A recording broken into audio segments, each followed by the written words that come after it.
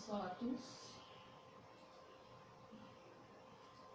On va continuer notre enseignement de ce matin. J'espère que vous m'entendez très bien.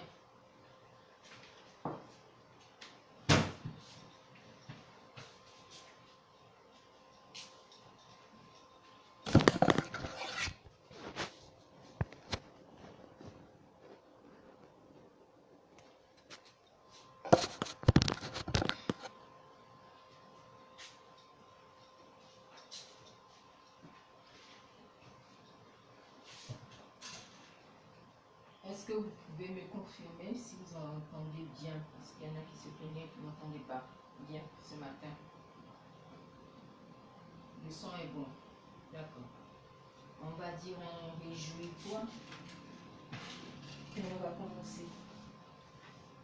Je vous salue Marie, pleine de grâce. Le Seigneur est avec vous. Vous êtes bénie entre toutes les femmes. Et Jésus, le fruit de vos entrailles, est béni. Sainte Marie, Mère de Dieu, priez pour nous, pauvres pécheurs, maintenant et à l'heure de notre mort. Amen. Notre-Dame des sept douleurs, priez pour nous. Notre-Dame de la délivrance, priez pour nous. Marie, épouse du Saint-Esprit, priez pour nous. Saint Michel Archange, de ta lumière éclaire-nous, de tes ailes protège-nous, de ton épée défends-nous dans le combat. Amen. Voilà, je vais essayer de terminer l'enseignement de ce matin, parce qu'on n'avait pas fini. Et ensuite, on va attaquer le titre phare, le Saint-Esprit et le combat spirituel. Donc, je termine l'enseignement de ce matin avec ce paragraphe. Nous sommes tous enfants de Dieu. C'est en cela que consiste l'auto-acceptation véritable, le sens positif de l'amour propre du chrétien qui veut servir Dieu et les autres. En dernière analyse, nous nous acceptons tels que nous sommes si nous ne perdons pas de vue que Dieu nous aime avec nos limites, qui font partie de notre chemin de sanctification et constituent la matière de notre lutte. C'est le Seigneur qui nous choisit, comme il a choisi les 12,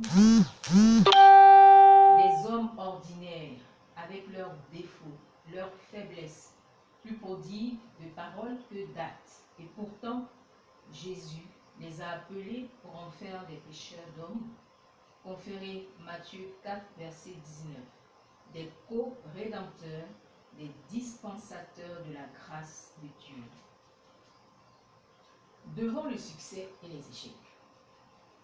Dans cette approche surnaturelle, nous comprenons avec plus de profondeur notre manière d'être et notre parcours biographique qui trouvent pour nous leur sens plénier.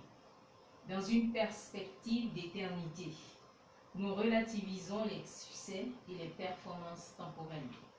Ainsi, si nous nous réjouissons d'être efficaces dans notre activité, nous savons aussi que le plus important est qu'elle nous aide à grandir en sainteté, tout pour la gloire de Dieu. C'est le réalisme chrétien, la maturité humaine et surnaturelle qui de même ne se laisse pas aller à l'exaltation du triomphe ou de la louange, ne cède pas non plus au pessimisme devant la défaite. Comme il est utile de dire, avec Saint Pierre, que ce que nous avons fait de bon, nous l'avons fait au nom de Jésus-Christ de Nazareth. En même temps, admettre que les difficultés extérieures ou les imperfections personnelles limitent nos résultats est un aspect qui donne une forme à l'estime de soi, un fondement à la maturité personnelle, tout en laissant la porte ouverte à l'apprentissage.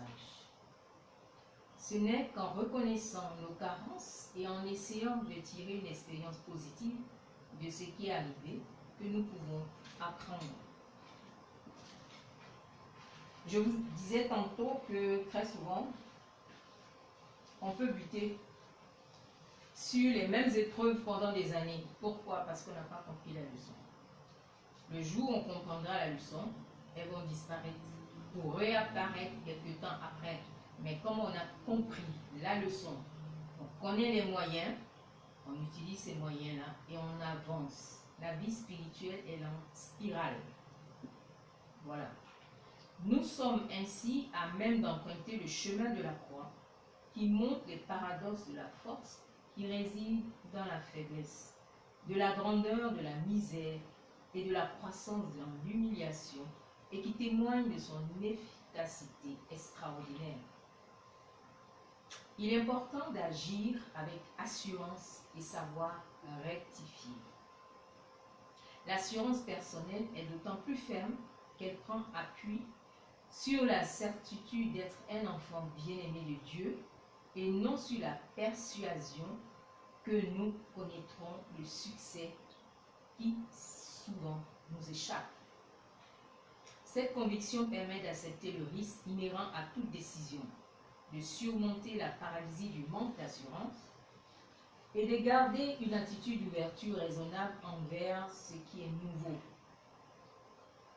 Ce n'est pas celui qui se trompe jamais qui est prudent, mais bien celui qui sait rectifier ses erreurs. Il est prudent parce qu'il préfère ne pas réussir 20 fois plutôt que de se réfugier dans un abstentionnisme commode. Il n'agit pas avec une folle précipitation ou avec une témérité absurde, mais il assume le risque de ses décisions et ne renonce pas à obtenir le bien par crainte de ne pas réussir. En partant des limites personnelles et de la capacité d'apprentissage de l'être humain, rectifier suppose une amélioration. Voilà le sens de rectifier.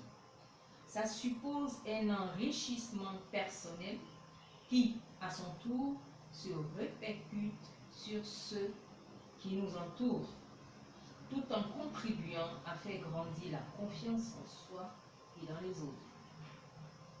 Celui qui se place dans les mains du Père du ciel est en sécurité, car toute chose concourt au bien de ceux qui aiment Dieu. Romains 8, 28, c'est mon verset préféré. Y compris les chutes, si nous en demandons pardon au Seigneur, et avec sa grâce, nous nous relevons ayant gagné en humilité. De la sorte, savoir rectifier fait partie du processus de la conversion. Si nous disons, nous n'avons pas de péché, nous nous abusons, la vérité n'est pas en nous. Mais si nous confessons nos péchés, lui, il est fidèle et juste, il pardonnera nos péchés et nous purifiera de toute iniquité. Il est important de savoir que c'est une vertu indispensable qu'est l'estime de soi, qui va grandir en définitive sous la protection de l'humilité. C'est l'humilité qui est la base de l'estime de soi. Quand on s'estime, on grandit dans cette alternative d'estime de soi, c'est-à-dire on veut grandir en humilité. Ouais, c'est vrai. Tout le monde dit que je suis comme ça. Ils ont peut-être raison, ils ont peut-être tort, mais moi, à mon niveau, qu'est-ce que je peux faire pour changer tel trait de caractère, telle façon de faire? Peut-être que les œufs, quelque part, font ressentir en moi ce qui est. Je ne veux pas reconnaître, Seigneur, donne-moi ta grâce. Je veux vraiment changer. Je veux te faire plaisir. Et en te faisant plaisir, je pense que je ferai plaisir aux autres. Ce qui est sûr, on ne peut pas faire plaisir à tout le monde. Même Jésus qui est Dieu, tout le monde n'était pas de son côté. Ça, c'est bon à savoir. L'estime de soi grandit en définitive sous la protection de l'humilité, car c'est la vertu qui nous aide à reconnaître à la fois notre misère et notre grandeur. Si cette attitude fait défaut à notre âme, il n'est pas rare que des problèmes se posent concernant l'estime de soi. Essayez de voir dans votre vie ce que vous traversez, vos difficultés, vos problèmes. Laissez de côté ah oui, c'est un tel qui m'a fait ça, c'est la faute d'un tel. Ok. Mais regardez au-dedans de vous. Faites la relecture. Pourquoi ceci m'est arrivé? Pourquoi c'est arrivé de telle manière et non d'une autre manière? Parfois, c'est bien de s'asseoir et de s'analyser soi-même. Comme on dit, hein, on ne peut pas tout mettre sur le dos du démon. Ce n'est pas toujours la faute des autres. Parfois, j'ai ma faute aussi. C'est parfois moi, mon moi, qui réagit. Donc, il faut faire la part des choses et remettre, et restaurer, et remettre les choses à leur place, à leur juste place. Ça nous éviterait beaucoup de combats inutiles, comme je le dis. En revanche, si nous la cultivons, c'est-à-dire l'humilité, nous nous remplissons de réalisme et nos jugements sont exacts. Nous ne sommes pas des hommes ou des femmes impeccables, mais pas non plus des êtres corrompus. Nous sommes des enfants de Dieu. Et une dignité insoupçonnée repose sur nos limites. L'estime de soi grandit, comme je vous ai dit, par l'humilité. C'est la vertu qui nous guide, qui nous aide à nous connaître, à savoir quelle est notre misère, mais en même temps, nous reflète, nous montre notre grandeur. Comme je le dis toujours, nous ne sommes pas n'importe qui. Voilà. Donc, on ne peut pas faire n'importe quoi. Nous ne devons pas être occasion de chute pour les autres. Au contraire, nous devons leur donner Dieu. Nous ne devons pas nous comporter de telle sorte que les gens soient dégoûtés de Dieu. Mais malgré ça, moi je ne vois pas qui peut me décourager pour que je dise non, j'aime plus mon Dieu. Que dalle, on peut faire ce qu'on veut. Moi j'ai décidé, mon Dieu d'abord. Tout ça pour nous faire grandir en maturité, bien aimé. Quoi qu'on dise, quoi qu'on fasse, toi, quelle est ta relation à Dieu? Qu'est-ce qui est plus important pour toi? Tu recherches quoi? La paix, le bonheur? Et alors tu vas vers celui qui donne ça. Aucun être humain te donnera ça. Au contraire. Donc il faut relativiser les choses. Mettons les choses à leur juste place. Voilà. L'humilité génère le climat intérieur qui permet de nous connaître tels que nous sommes et nous pousse à rechercher sincèrement le soutien des autres tout en leur prêtant le nôtre. Si c'est toujours moi qui attends le secours des autres, je n'attends pas, c'est-à-dire je vais pas vers l'autre, mais j'attends que moi on me fasse du bien, qu'on soit gentil avec moi, qu'on me fasse des cadeaux. Mais moi je ne le fais pas. Attendez, on va où avec? Là je pense que c'est un problème, il y a une maladie quelque part qui a besoin d'être traitée. Il n'y a pas que toi, tu n'es pas le centre du monde. Et il y a plus de joie à donner qu'à recevoir.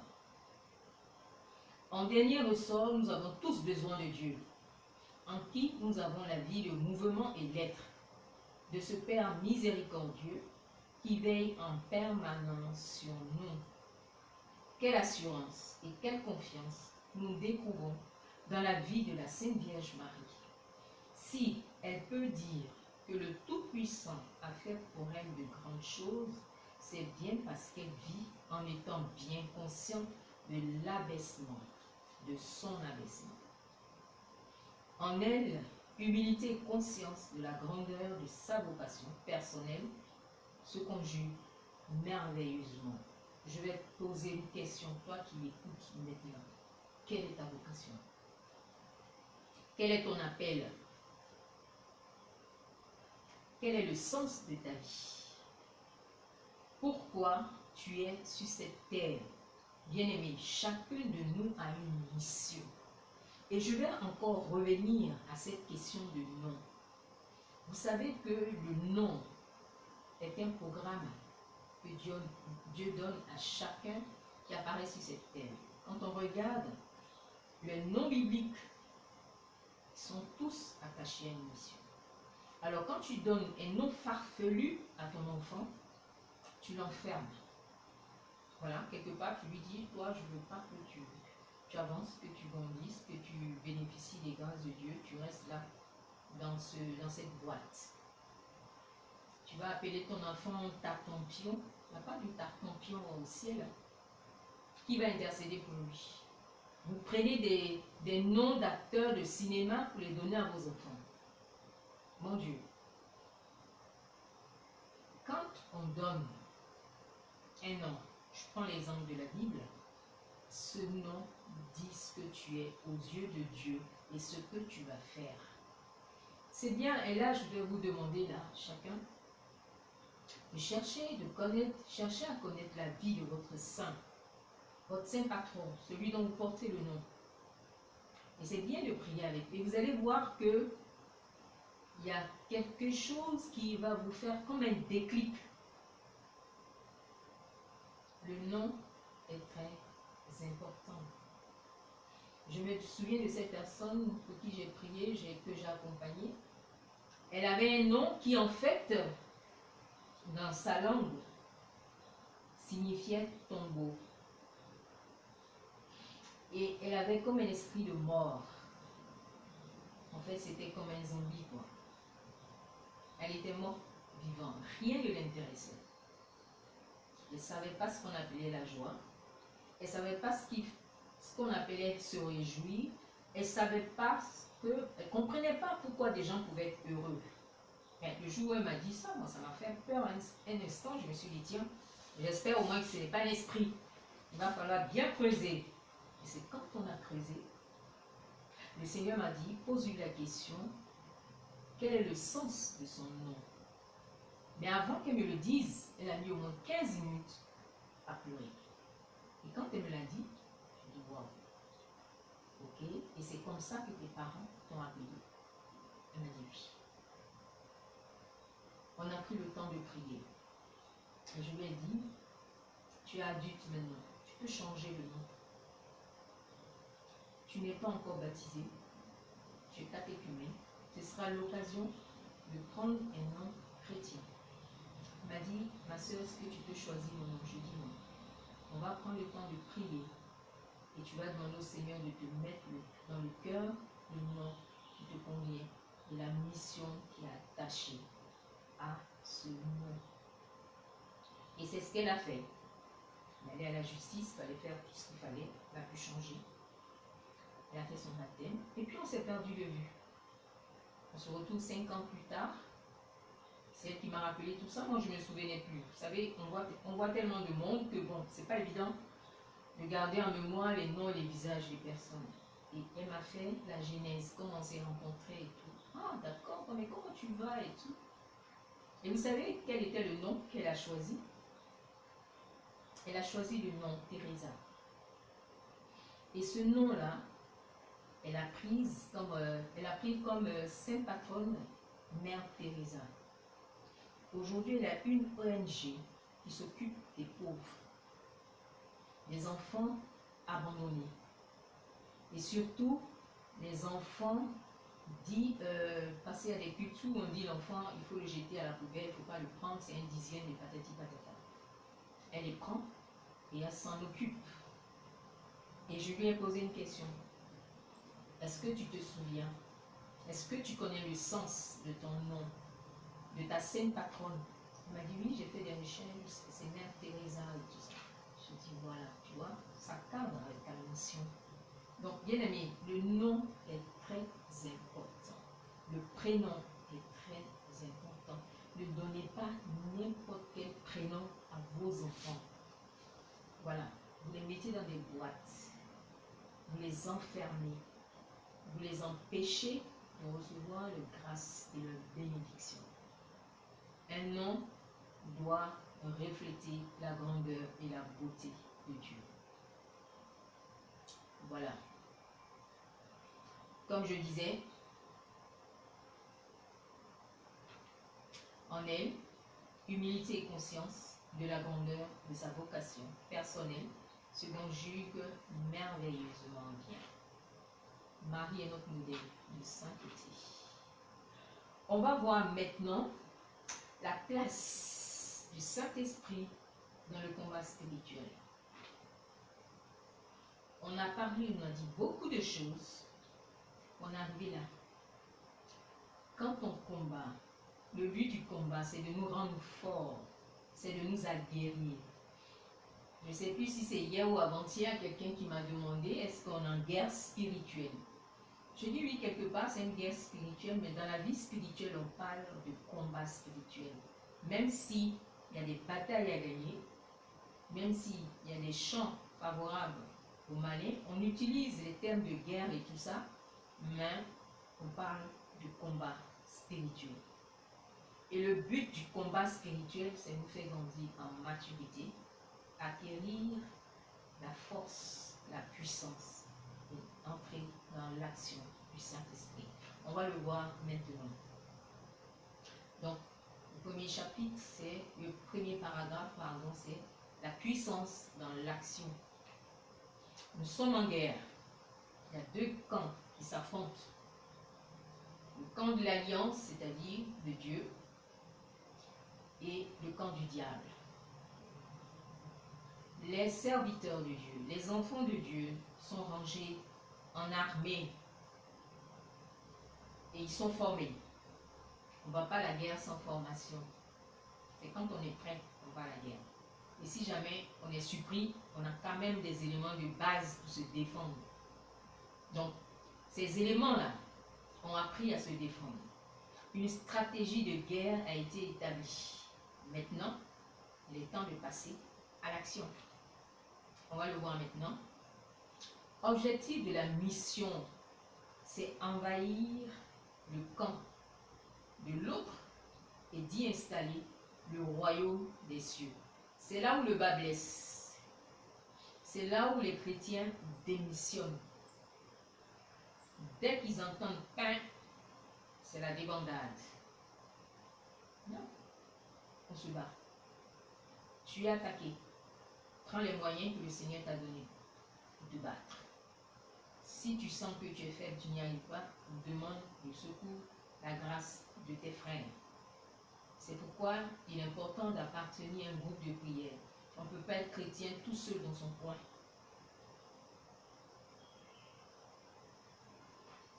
Le moyen mis à disposition, c'est le Saint-Esprit.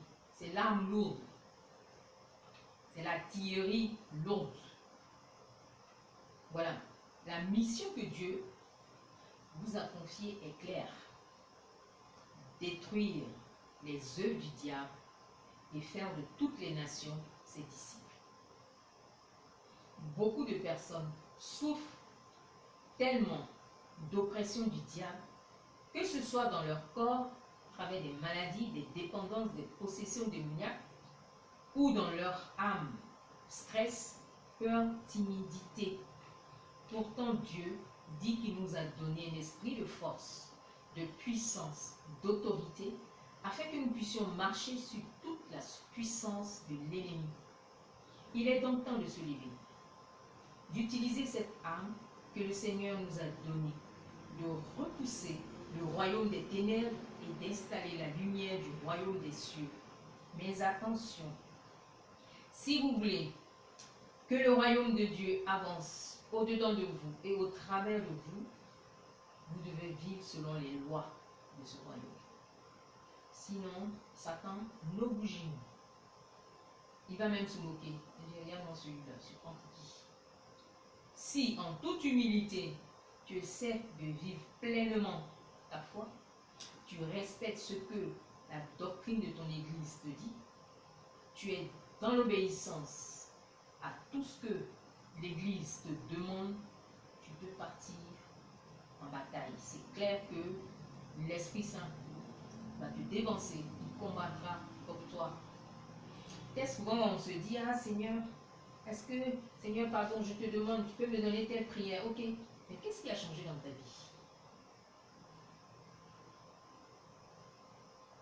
Tu veux un mari, ok, mais tu sors le mari de quelqu'un d'autre.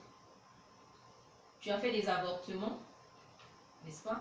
Et maintenant tu veux un enfant. Tu n'as même pas confessé ce péché-là. Tu passes ton temps à faire du mal aux autres et tu veux être heureuse. Ça ne va pas là. Il faut faire le tri, le ménage dans sa vie avant de pouvoir aller vers les autres, entrer dans le royaume, propager le royaume de Dieu. Commençons par nous-mêmes à nous convertir. Et puis après, on pourra partir. Et on ne part pas comme ça dans le vide. Il faut être une personne de prière, d'obéissance et de foi. La manifestation de la puissance du Saint-Esprit, c'est le deuxième paragraphe.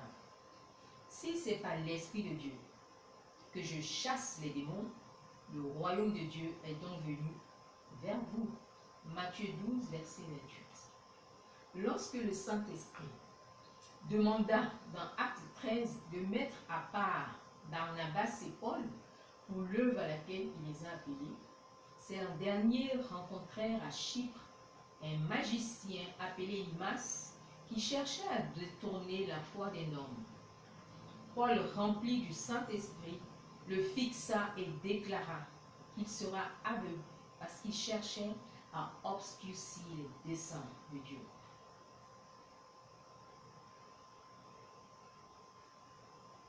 Lorsque Paul était à Éphèse, beaucoup de personnes se convertirent.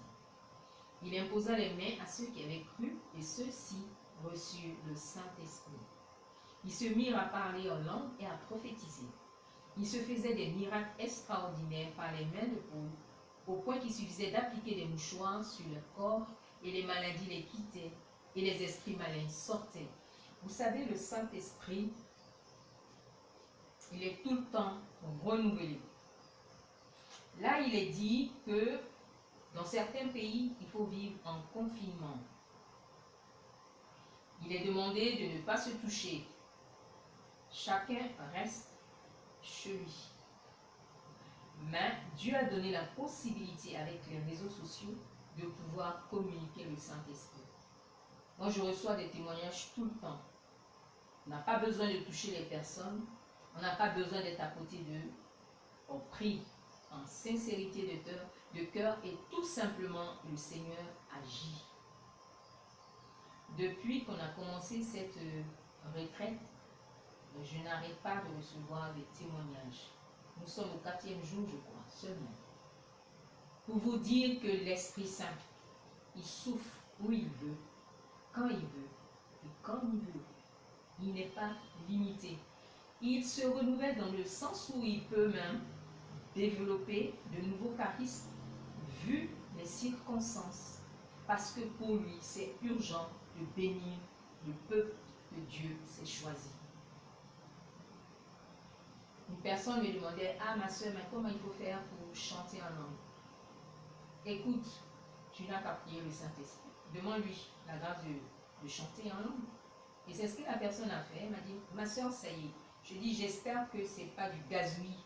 Elle m'a dit, non, ça m'a fait l'effet, je pense que c'est de Dieu. Je dis, quel est le critère? Elle dit, quand j'ai fini de chanter, la haine qui était dans mon cœur est partie. Je dis, ok, c'est bon, c'est du bon. Voilà, donc on n'a pas besoin de vous apprendre. Demandez au Saint-Esprit. Ce sont ses dons, ce sont ses charismes, c'est lui qui les distribue. Donc demandez au donateur. Voilà. Il se faisait des miracles extraordinaires par les mains de Paul, au point qu'il suffisait d'appliquer des mouchoirs sur les corps et les maladies les quittaient et les esprits malins sortaient. Le réveil du christianisme au temps des apôtres s'est fait par le Saint-Esprit. Car leur parole était accompagnée de puissance, d'autorité, de miracles. Qu'en est-il de votre vie? C'est une question que je pose. Et c'est à chacun de répondre. Est-ce que vous êtes ceux dont la vie représente la suite du livre des Actes des Apôtres? Est-ce que vous avez compris que vous avez besoin de la puissance du Saint-Esprit pour agir et être vainqueur dans ce combat spirituel? Parce que beaucoup combattent. On parle de combat spirituel. Il y a des personnes dans ce combat spirituel qui utilisent des armes humaines, des armes charnelles. Ça ne peut pas marcher. C'est le combat de l'Esprit Saint. Donnez-lui toute la place. Demandez-lui de venir combattre à votre place. Voilà. Cette puissance est disponible et Dieu l'accorde à qui la cherche et la désire, afin que son royaume soit établi sur la terre comme au ciel. Une des conditions pour recevoir la plénitude du Saint-Esprit, il faut le désirer. Il ne viendra jamais dans un cœur qui ne le désire pas. Vous savez, il y a les sentiments d'une personne, le Saint-Esprit. Quand il sent qu'il est aimé, qu'il a adoré parce qu'il est Dieu, il se précipite tout de suite. Et c'est Louis Guignon, Marie de Montfort, qui disait que le Saint-Esprit se précipite dans une âme quand cette âme est dévouée à la Vierge Marie. Dès qu'il voit une âme dévouée à la Vierge, il s'y précipite. Parce qu'il il reconnaît son épouse. Donc, souvent on pense que on est consacré à la Vierge, on est des dévots à la Vierge, donc aux histoires de renouveau charismatique, de prière charismatique, on n'est pas dedans. Normalement, les fils de la Vierge devaient être le premier charismatique. Les charismatiques, ça veut dire quoi? C'est l'Esprit Saint. Il n'y a pas ceux qui sont charismatiques, puis il y a ceux qui ne sont pas charismatiques. Du moment où tu es baptisé, tu es charismatique. Voilà, il faut que ça ce soit clair. Et tout le monde devait être charismatique. Parce qu'on agit au nom du Saint-Esprit. Donc les marianistes et tout le reste, tous les dévots de la Sainte Vierge, vous devez être remplis du Saint-Esprit. Dès que vous invoquez le Saint-Esprit, il doit se précipiter. Pourquoi? Parce que vous servez la Reine des cieux. Vous servez son épouse. Si vous n'avez pas encore reçu le baptême du Saint-Esprit, là je vous invite à lire Acte 2, versets 1 à 13. Maintenant, vous allez vous mettre à genoux si vous le pouvez. Vous allez prier et vous allez demander à Dieu de vous baptiser d'esprit et de feu. Je vais vous laisser 2 minutes. En 2 minutes, il peut le faire. Chacun là où il se trouve va dire au Seigneur, viens me baptiser d'esprit et de feu. J'ai besoin de ton esprit maintenant, dans ce que je vis, dans ce que je traverse.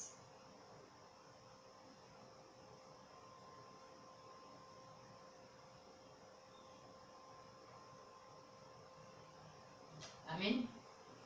Si vous l'avez déjà reçu, mais vous l'avez négligé, c'est-à-dire l'onction que Dieu a déposée dans votre vie, alors demandez pardon à Dieu. Vous avez des personnes que Dieu a choisies, comme on dit, qui sont remplies d'onction, mais qui ne veulent pas servir Dieu.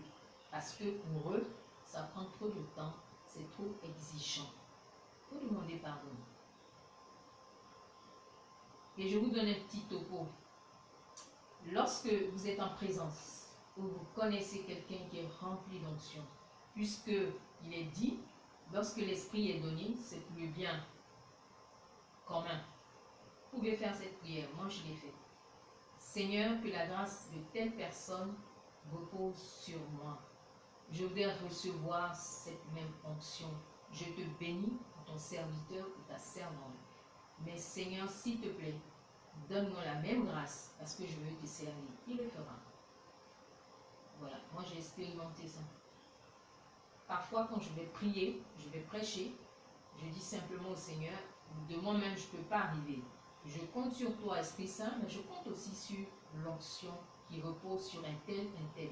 Je ne demande pas seulement pour un, je peux partir avec 10 comme ça. Puis voilà, le Seigneur il fait ce qu'il a fait. Nous sommes en église. Ce sont des biens d'église. On peut en user. Puis, demandez-lui de vous renouveler de son esprit et de vous aider à déployer toute puissance qu'il vous a accordée par le Saint-Esprit. Car même s'il est vrai que le baptême du Saint-Esprit déclenche la manifestation de la puissance du Saint-Esprit en nous, celle-ci ne peut se déployer que dans une communion continue avec lui. C'est ce que je vous disais plus haut. Puis, rapprochez-vous des personnes qui exercent déjà les dons de l'Esprit dans leur vie, afin qu'elles puissent vous aider à devenir de vrais soldats du Christ. Une église sans la puissance du Saint-Esprit est une église morte. Parce que le Saint-Esprit est l'âme de l'Église. Et l'Église, c'est vous et moi. Il ne s'agit pas du curé, des pasteurs, du berger, et patati et patata, vous et moi. Donc, l'heure est à l'attaque. Le Fils de Dieu a paru afin de détruire les œuvres du diable. 1 Jean 3, verset 8.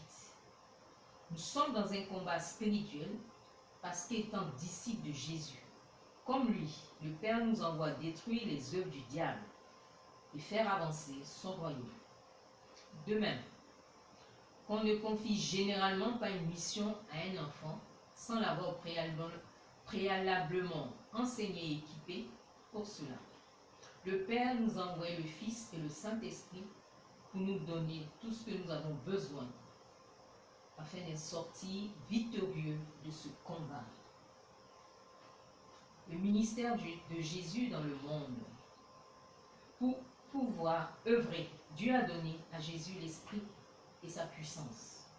En effet, c'est après que Jean l'eut baptisé d'eau que le Saint-Esprit descendit sur lui, sous la forme du colombe, et qu'il entendit le Père lui dire, « Tu es mon Fils bien-aimé.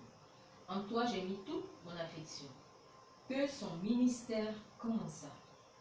Avant d'aller plus loin dans cette réflexion, je voudrais vous poser une question.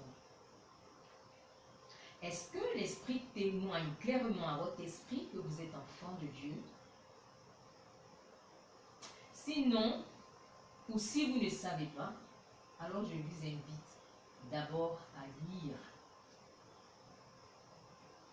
à réfléchir et à vous poser la question, dans quel camp je suis?